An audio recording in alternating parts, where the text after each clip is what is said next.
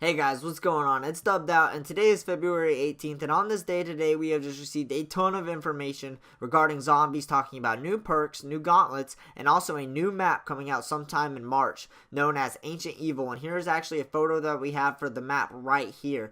This map takes place in Delphi, Greece, and stars our Chaos crew.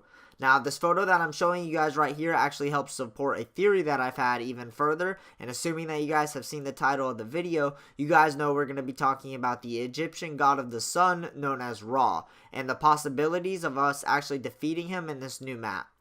And I know you guys will be saying, well, Dub, doesn't this map take place in Greece? Wouldn't it be a Greek god if any of the gods? And while I would like to agree with this, there's a ton of evidence that actually supports Ra being a big role in this story and also in this map that's coming out soon. So let's take a look at the evidence, shall we? The first things first, the first thing I would like to point out is that when activating what is known as a trial in all three of the Chaos maps that we have so far, we are greeted with a very unfriendly voice saying death to Ra. And I'm going to show you guys that right here, and I do apologize for Diego who cuts him off on the example that I have for the Voyage of Despair.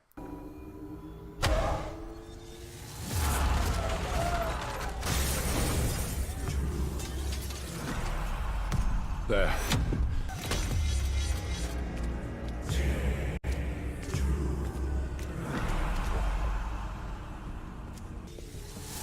I do not know why, but somehow we escaped being turned into monsters, like everyone else on board. So my current interpretation of this is that the mysterious voice that is saying this must somewhat be on our side, as it is bestowing upon us the power of Pack-a-Punch. So that is why I think that we will be fighting against Ra in the future. Also take note that this is set at the beginning of each trial, which is something that we will not see in the next map. Jason has made it a point that we will be arriving at a point of the trial that has already been going on for a very long time. Either way, the main point that I wanted to get across with this is that death to Ra has been an ongoing theme in our maps right in front of our faces, and it would only make sense to tie things up with a battle against him. Now, the next point that I would like to bring up is the importance of the Scepter of Ra and the Chaos storyline. This is a weapon that in the comics we see Alistair Rhodes and Bruno actually steal the scepter from people delivering it to the Order, I believe. And since the release of Dead of the Night, the music trailer has shown us that that is the device that turns people into these Illuminati-like members that we see in the Chaos storyline, otherwise known as the Order. Now, in this clip, you see the butler get shot in the head and revived with the Scepter of Ra, explaining how he become a member of the Order. And so it's actually possible to, that